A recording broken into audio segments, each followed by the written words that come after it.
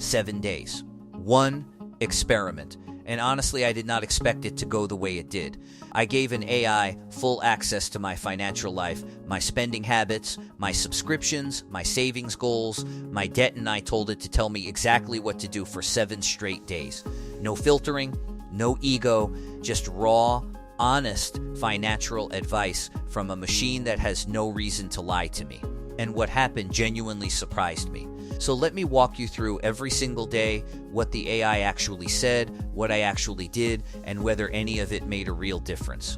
But first, I need to be honest about why I even tried this in the first place. I am not terrible with money, but I am not great either. I am somewhere in that frustrating middle zone where you are making decent money. You are not completely broke, but you also cannot figure out why your bank account looks the same every single month, no matter how hard you try. Sound familiar? That was me. I had tried budgeting apps, I had watched finance videos, I had read the books, and yet somehow things never really clicked. So I thought, what if I just let something smarter than my own biased brain take a look? Day 1, the audit. The AI asked me to list every single expense from the last 30 days, and I mean everything. Coffee, streaming services, that random app I forgot I was paying for, eating out, impulse buys, all of it. It took me about 45 minutes to compile everything, and honestly, that process alone was eye-opening before the AI even said a word. When I fed it all the data, the AI came back with a breakdown I was not ready for. I was spending roughly 22% of my monthly income on food, which sounds normal until you realize that almost 60% of that was eating out rather than cooking. It flagged 4 subscriptions I had completely forgotten about, totaling around $67 a month. That is $800 a year on things I was not even using. And it pointed out that I had no automated savings whatsoever. Everything was manual, which, as the AI bluntly explained, is exactly why manual never works. Humans rely on willpower. Willpower runs out. Day 2, the subscription purge. Following the AI's recommendation, I canceled 3 of the 4 forgotten subscriptions that same morning. I kept the 4th one because I genuinely did use it occasionally, though the AI suggested I evaluate whether that actually justified the cost. I sat with that question for a while. It was uncomfortable. I canceled it too. The AI also told me to call my phone carrier and ask about current promotions or plan reductions. I almost skipped this step because it felt awkward and time-consuming. I did it anyway. 17 minutes on the phone, $22 off my monthly bill. The AI knew something I did not. Companies rarely advertise loyalty discounts, but they almost always have them. Day 3, the savings architecture. This was the day things started to feel genuinely different. The AI helped me set up what it called a tiered savings structure. The first tier was an emergency fund that I had technically started but never prioritized. The second tier was a medium-term goal fund for something I actually wanted, in my case, a trip I had been pushing off for 2 years.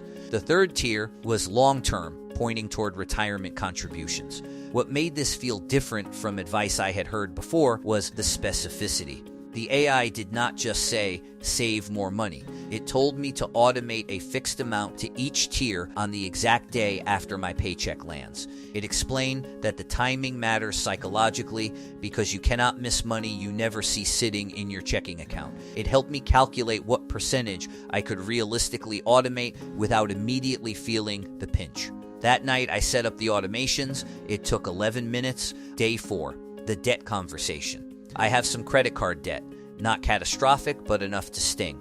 I had been making minimum payments and telling myself I would tackle it seriously one day. The AI gave me a very straightforward analysis of what the minimum payments were actually costing me in interest over time and compared 2 popular repayment strategies, paying off the highest interest rate first versus paying off the smallest balance first to build psychological momentum. It did not tell me which one to pick. Instead, it asked me questions about how I typically respond to slow versus fast progress.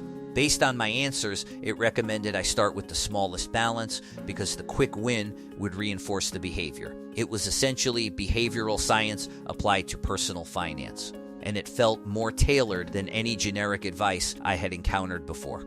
Day 5, the income audit. I did not expect this one. The AI shifted focus from where my money was going to where my money was coming from.